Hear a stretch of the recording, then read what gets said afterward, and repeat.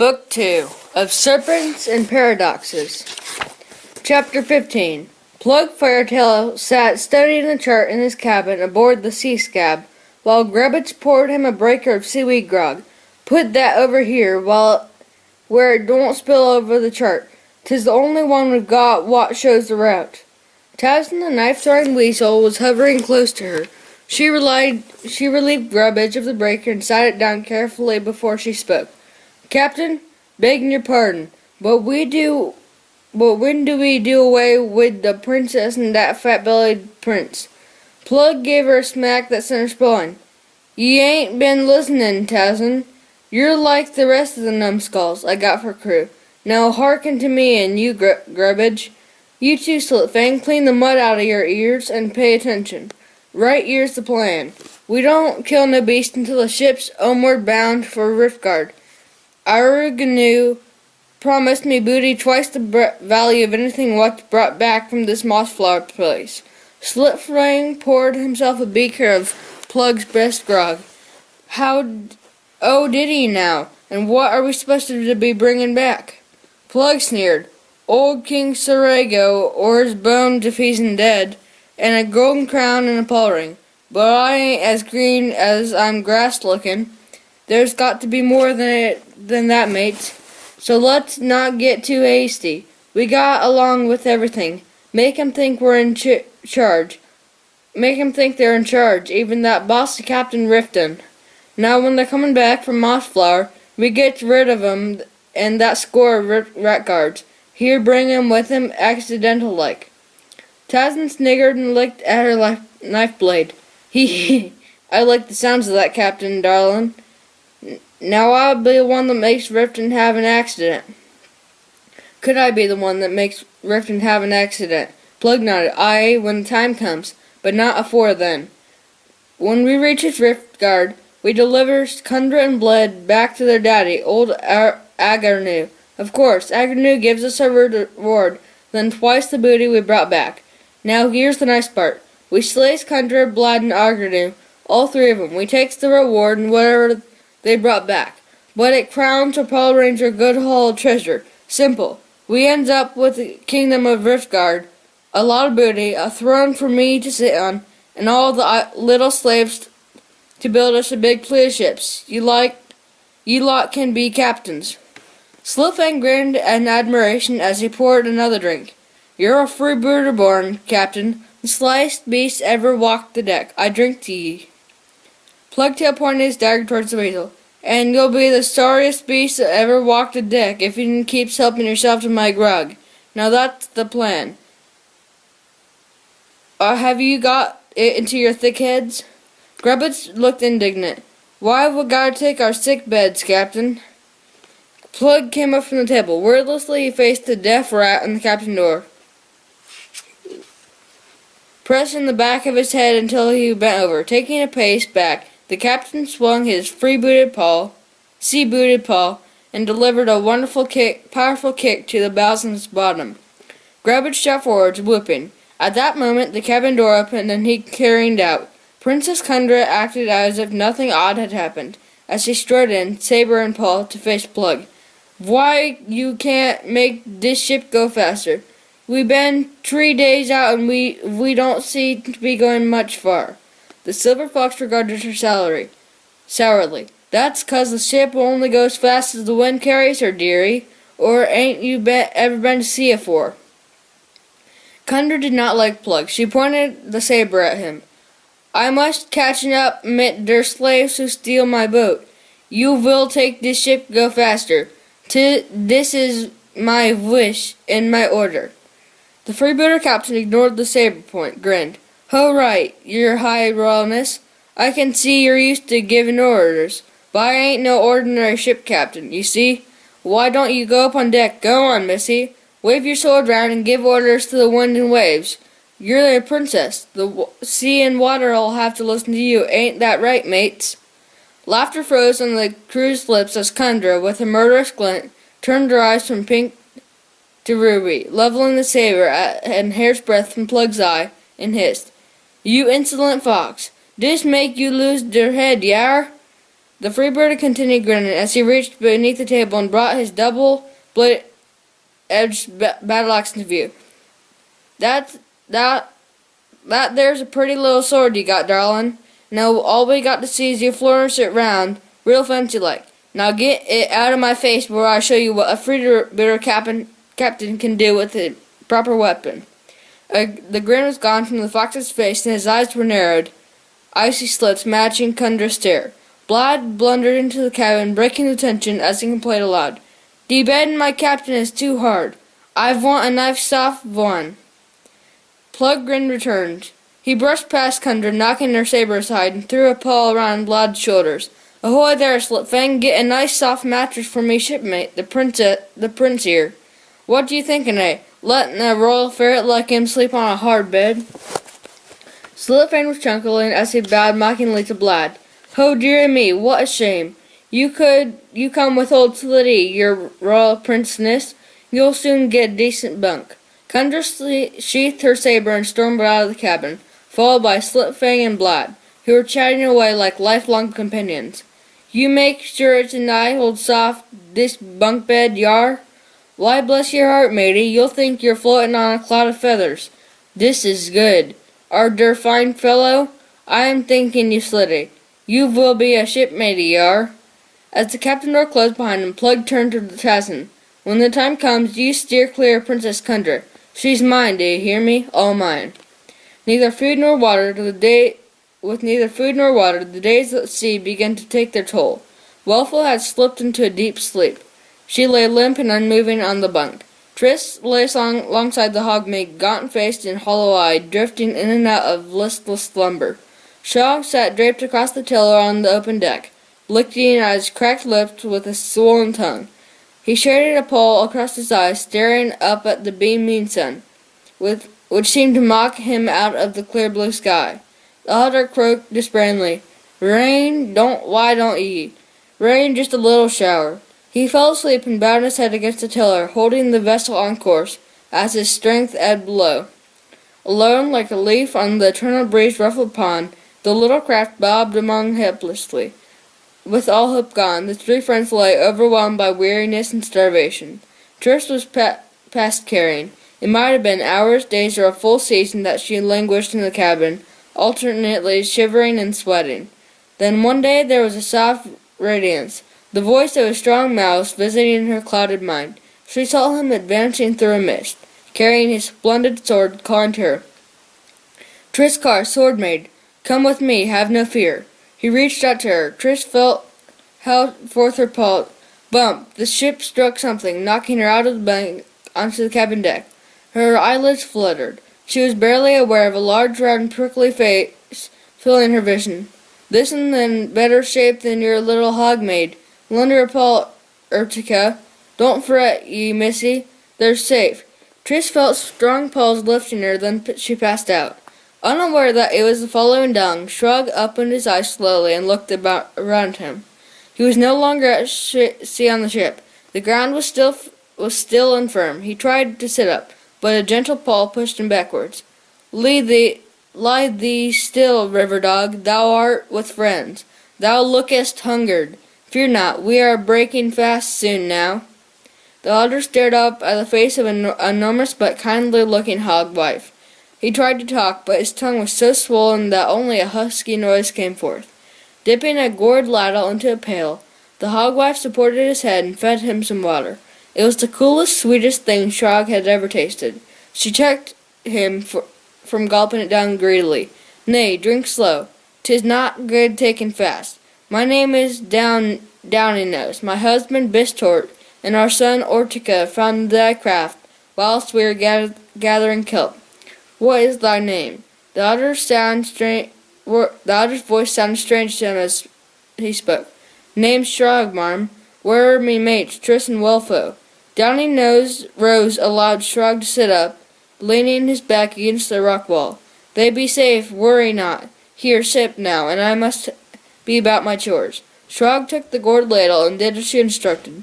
Whilst drinking, he took stock of his surroundings. He was seated on a ledge at the edge of a cave, overlooking a steep terraced valley. It was like a huge inverted bowl, with high rocks surrounding the entire area. Other caves were dotted about the slopes. Family of hedgehogs could be seen, either breakfasting or tendering the fertile green steppes. All matters of vegetables and fruits were flourishing in the soft, cool climate. A small waterfall threaded its way down the far slope, cascading over the rocky outcrops to the end of the beautiful little forest situated at the valley's bottom. One of the biggest hedgehogs Shrog had ever seen came ambling up to him. His facial quills were silvery, and he wore a rustic brown farmer's smock. Sitting down next to the otter, the big fellow proffered him his paw. "A good morning to ye, sir. I be called Bistort, Patriarch of Peace Island. This is a fair and pleasant spot." Shrog shook his paw with Bistort. "Aye, mate, it's that. How long have ye lived here?" Bistort moved his head back and forth solemnly. "My clan and kin have been here since the days of my parents. They sailed here seeking peace and contentment away from strife, slavery, and war. I was the first born here, and I've never been away from this isle." The young otter nodded admiringly. "Can't say I blame you, Bistort. Do other beasts ever come to your island?" The big hedgehog winked. "Nay, never. Thou art the first. Look ye at this rock, strange is it not?" Shrog inspected the rocks around him. They were a bluish-green color. "Nice rocks, but what have ye got to do with it?" Bistort spread his paws to the valley beneath. "Outside of all of this, our island is practically invisible, a mere smooth-sided lump of stone sticking up out of the sea. Freebooters, corsairs, and pirates have all sailed right by us. They see neither beach nor anchorage, so they think this is naught but a big piece of stone. If they change to sight it at all, 'twas once a fire mountain, though no more. The soil's fertile, and we have only one hidden cove. Thy ship lies moored there." Shrog chuckled. "A secret island, eh? I want to thank ye for saving our lives. We'd have perished out at the sea. Me and Triss, that's the squirrel maid. We was worried for poor Welfo. She looking pretty sure to die soon. She ain't dead, is she?" The hedgehog patriarch nodded back towards the cave. "Thy friend lives. She is in there now, with our healer. But it'll be long time before she is well again, methinks." An apple came spinning out of the air at Bistort. He ducked neatly and spiked it on his head quills. Another young hedgehog showed up, his jolly-looking creature winking at Shrog as he called to Bistort. "See thee, old hog? My apples are ready before thine this season. Try that one for taste." Bistort unspiked the apple from his head and munched on it. Good and firm with sappy aplenty. "Shrog, this cheeky beast is my son Urtica. He helped to rescue thee." The otter rose and shook Urtica's paw.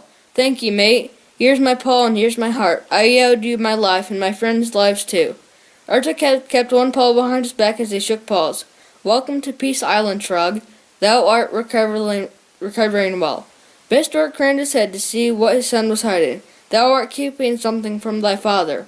The young hedgehog scrunched his spines together, a sort of obvious embarrassment among his species. He produced a posy of brightly hued flowers freshly gathered. "This not but some flowers for Welfo, the hog maid we rescued. When she wakens, 'twill be a welcome to her." He hurried past them into the cave, his spines bunched tight. The big patriarch took another bite of his apple. "My son has taken greatly to thy friend. I have never seen him so attentive to another creature. Still, she is a pretty young maid. Would thou like to visit her, Shrog?" The otter patted Bistort's paw and winked knowingly. "Oh, I'll see her later, mate. Let Urtica keep her company a while. We'll visit Wolfo after breakfast." Triss emerged from the cave with Downy Rose called their new acquaintance Saint.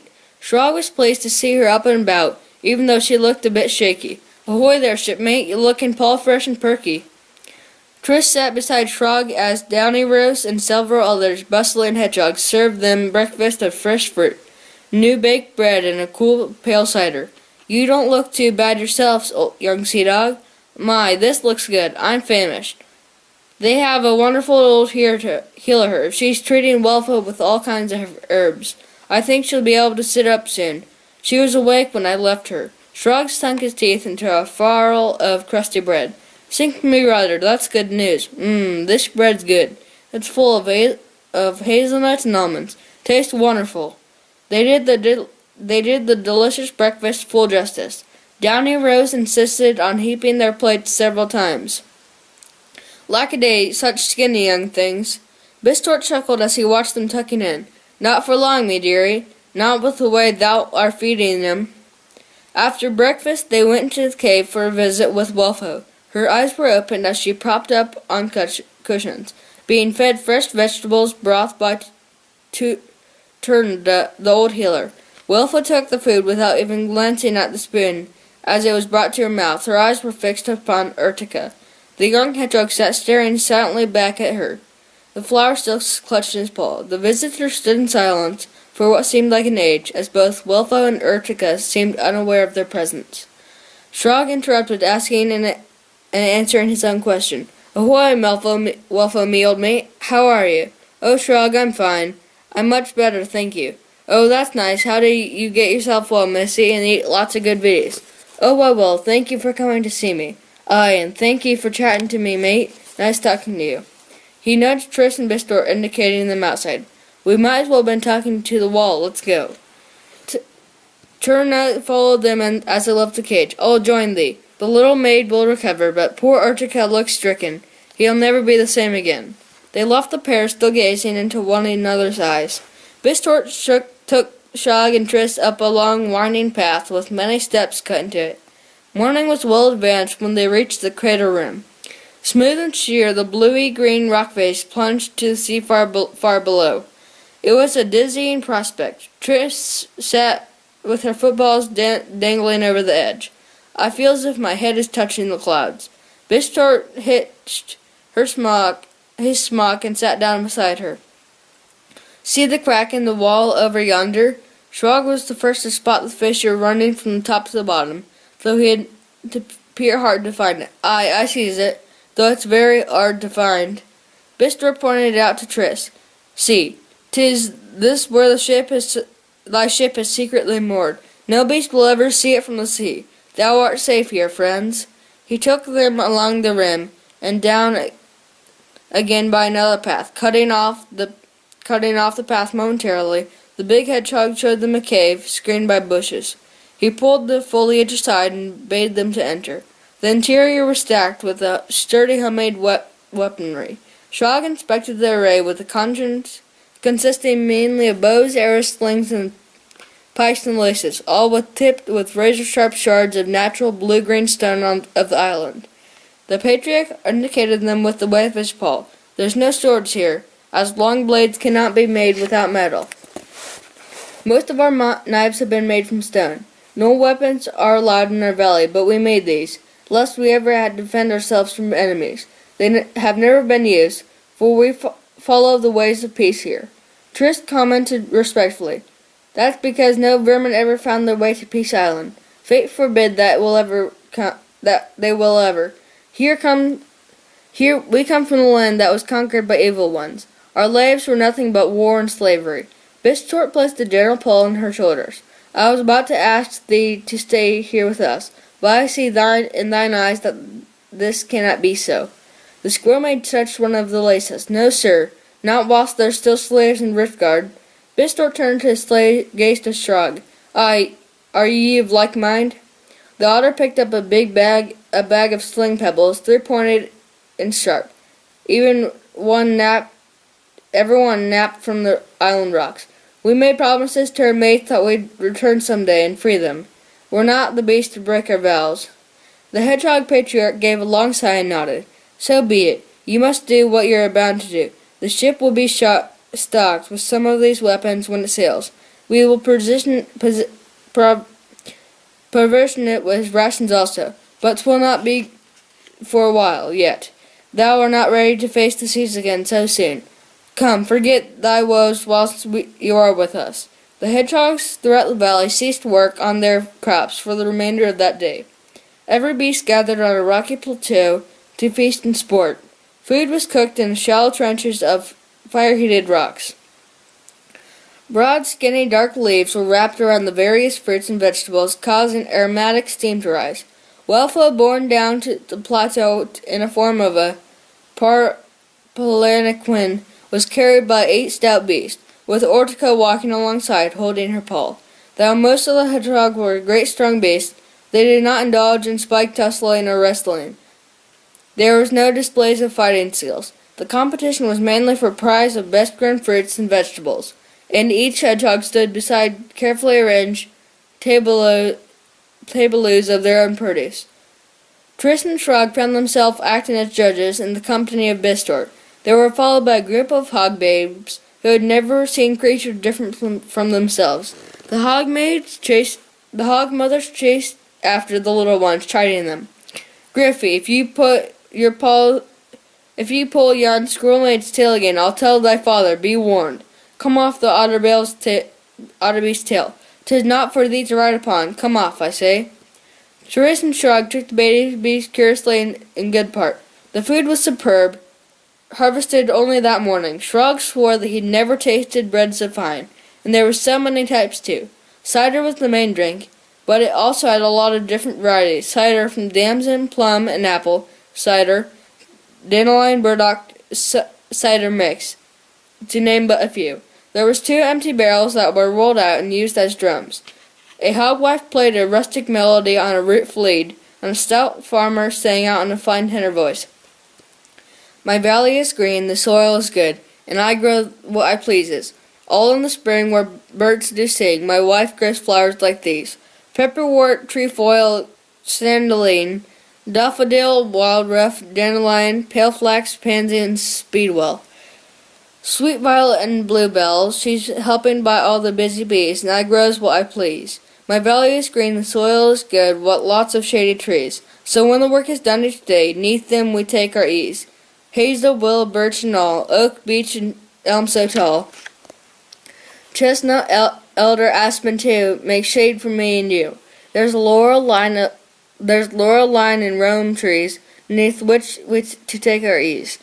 My valley is green, the soil is good, our table to fill. I plant my fruit and vegetables with pride and right goodwill. Lettuce, turnips, carrots, beans, leeks and scallions, winter greens, damson, plums, and apples red, and pears grow over our head. When we sits down, we eats our fill, and with pride and right goodwill." Having been slaves at Riftgard since they could remember, Shrug and Tiss had never experienced anything like the feast on Peace Island. It was the happiest and most joyous of the days. In the evening, they sat round a fire with their new friends, watching the sky above the rim fade from powder blue to rich crimson gold. Hogbaids stripped both their heads and necks with garlands of buttercup and daisy chains, while others plied them with even more good food and drink. Triss poked at the flames with a stick, watching the bright stars rise like dancing jewels to the gathering twilight shades. She felt a deep pang of regret for the passing of it all. "Imagine if each day was like this, Shrug. Any beast would be foolish to leave this wonderful isle."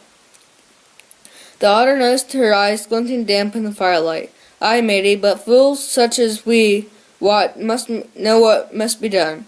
We can't live our time out here knowing that others are still being kept in wicked slavery, can we?" Triss sniffed and looked aside. "No, we'll be on our way in a few days, though I think there's no one who can't be sailing with us. I think there's one who won't be sailing with us." She looked at Wiltho, who was still wordlessly staring in Urtika's eyes. Both seemed unaware of everything around them, completely entranced in each other. Shrog chuckled quietly. "I see what you mean, Triss. It'll be a shame to part those two. Poor Wilfo was never very strong. She's a gentle creature. Leave her to the young Urtica. She's found happiness here on Peace Island." Triss patted her friend's paw, smiling through moist eyes. There was no need for words.